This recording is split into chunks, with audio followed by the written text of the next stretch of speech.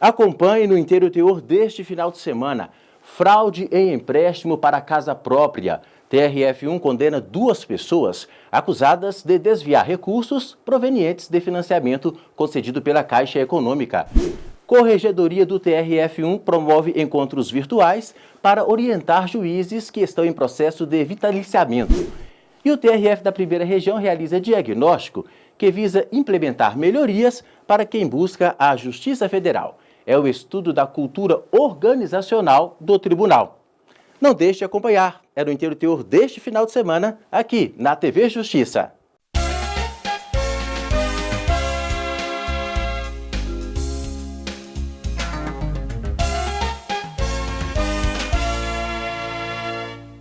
Fraude em empréstimo para casa própria.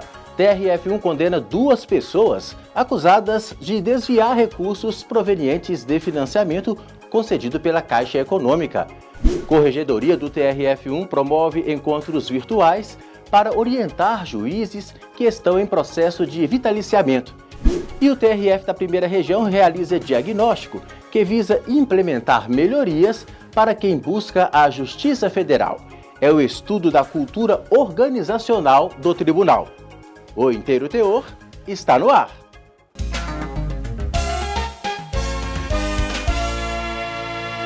Uma fraude com o financiamento concedido pela Caixa Econômica Federal para a construção, reforma ou ampliação de imóveis foi descoberta e o caso foi parar na Justiça Federal.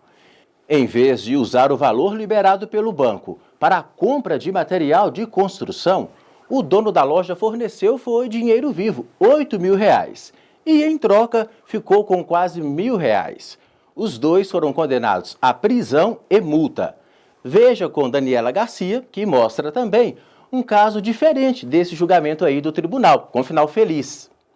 Em 2002, a tão sonhada casa do jornalista e apresentador Carlos Rodrigues saiu do papel e começou a ser erguida neste terreno.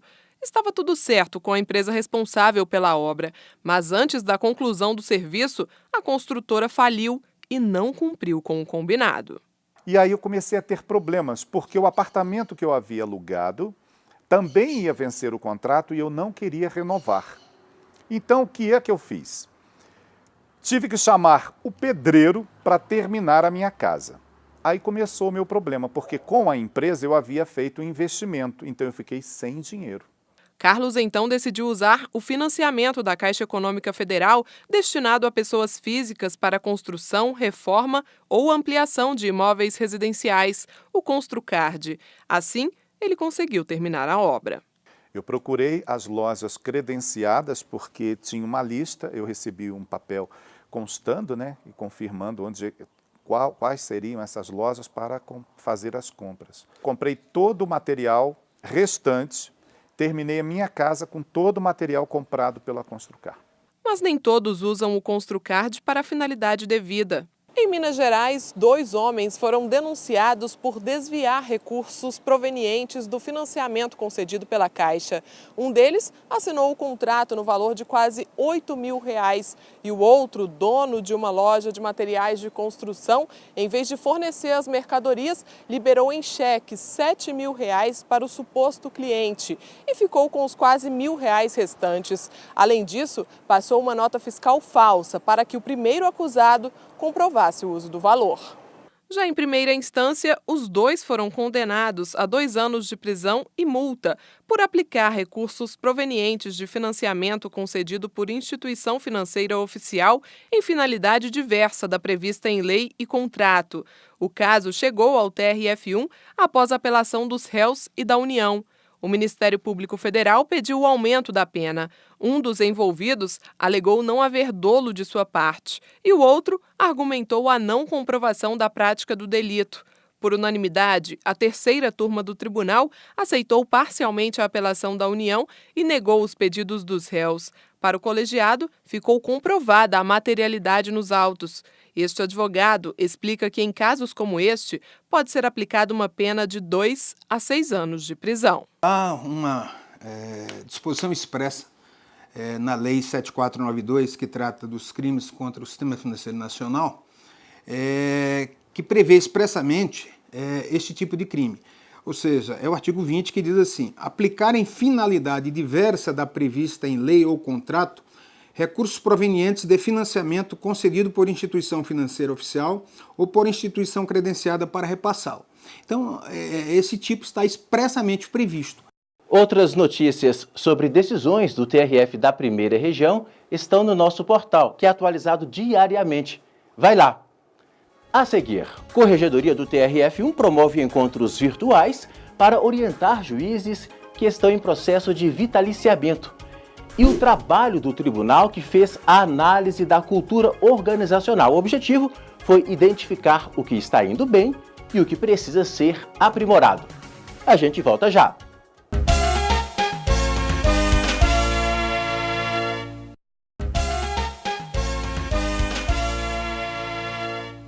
No TRF da Primeira Região, videoconferências começaram a ser realizadas para estreitar o contato entre a Corregedoria do Tribunal e os juízes que estão em processo de vitaliciamento, ou seja, que estão em estágio probatório. O objetivo é esclarecer dúvidas e agilizar o andamento de providências técnicas que envolvam a atividade que os magistrados exercem. Acompanhe comigo.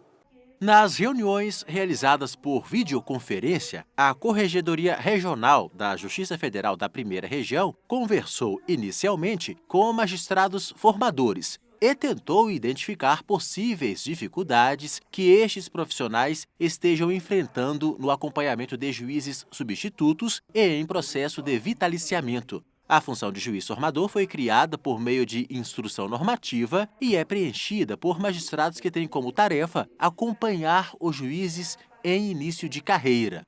É a primeira turma de juízes formadores que nós temos. E eu pretendo, inclusive já conversei com o desembargador Souza Prudente, de nós conseguirmos fazer um curso para os juízes formadores. Essa figura do juiz formador já existe desde 2008. Só que nosso tribunal só realmente instituiu em 2017.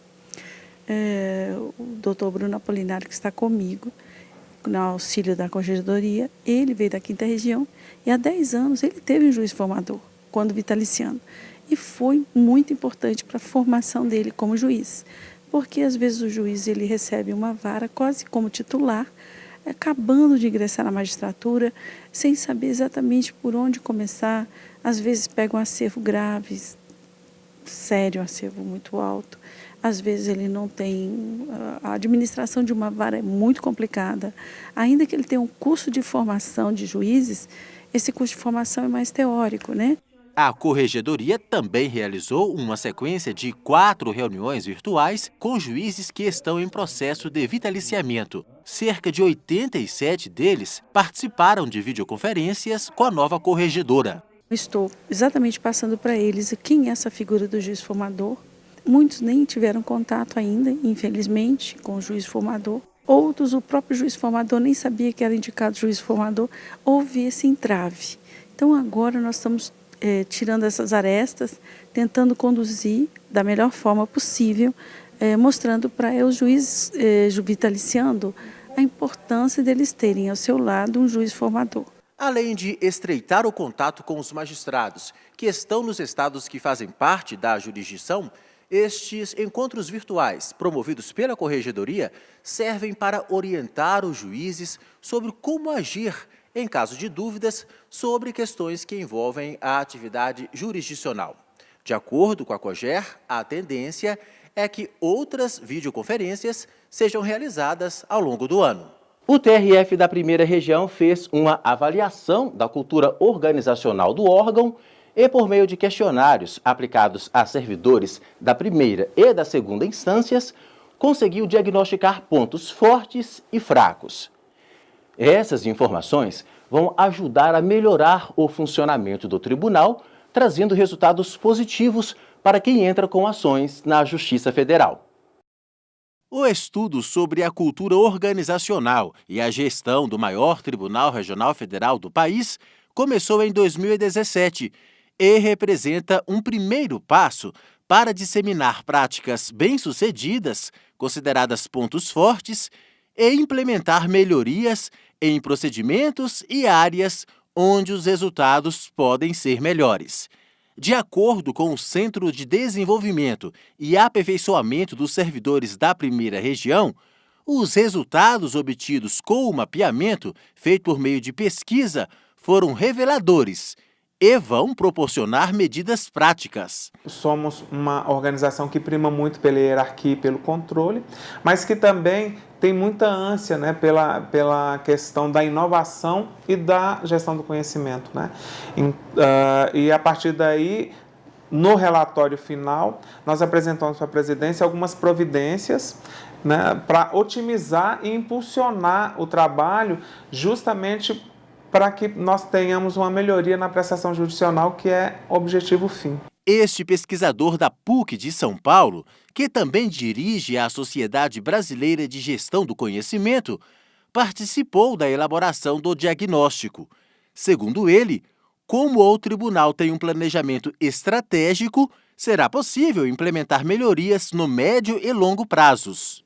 Considerando o planejamento estratégico que foi montado pelo tribunal, né, que ele vai de 2017 a 2020, a gente está imaginando um caminho, né, de estímulo à mudança, né, da cultura, né, mas não mudança no sentido de fazer uma revolução no tribunal, não é isso, mas sim de fortalecer os pontos que estão fracos, né, e manter os pontos fortes. Todos os dados coletados foram apresentados e validados perante representantes do tribunal.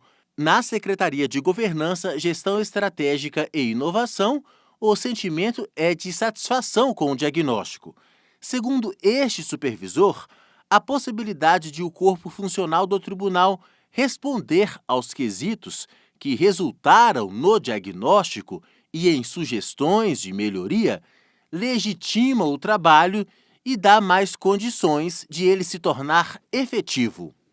O servidor e também o juiz, no caso o juiz lato sensu, né, o desembargador também, muitas vezes ele se sente ausente de um processo de modificação. Então, quando essa pesquisa alcança o servidor, alcança as bases, eu fico muito feliz com isso, porque nós não estamos falando de servidores do tribunal, nós estamos falando de servidores do tribunal, das seccionais e das subseções. Então, muitas contribuições vêm de subseções, às vezes distantes, que têm uma forma de enxergar a Justiça Federal diferente de uma capital ou do próprio tribunal. As ideias e boas práticas identificadas, que agora estão sendo cadastradas em um banco, poderão ajudar as primeira e segunda instâncias a tornar mais eficiente a apreciação de ações judiciais. Com registro, por exemplo, no banco de boas práticas, essas práticas elas se tornam disponíveis para qualquer pessoa da Justiça Federal da Primeira Região, tanto no tribunal quanto nas seções e subseções judiciárias. E a partir dali, as pessoas podem repensar seus processos de trabalho, né? Podem diminuir alguns retrabalhos, podem repensar a forma de prestar algum atendimento, de proferir alguma sentença, enfim. Da mesma forma que nós temos exemplaridade no Inovare, né, que tem uma premiação, aqui dentro também, no Banco de Boas Práticas, nós temos registros que podem ser replicados e adaptados em cada vara, em cada gabinete ou mesmo na área administrativa. O diagnóstico do modo de trabalhar e do conhecimento retido dentro dos colaboradores do TRF1 resultou em várias recomendações que já foram apresentadas à direção do tribunal sob a forma de projeto. A expectativa é que sejam implementados alinhamentos, treinamentos e até mesmo novos modelos de trabalho. Mas aspectos como disponibilidade orçamentária também devem ser considerados nestas iniciativas. Esse foi o Inteiro Teor.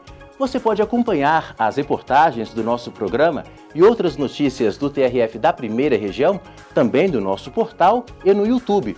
E não se esqueça, estamos também no Facebook e no Instagram. Muito obrigado por sua companhia e até o próximo programa.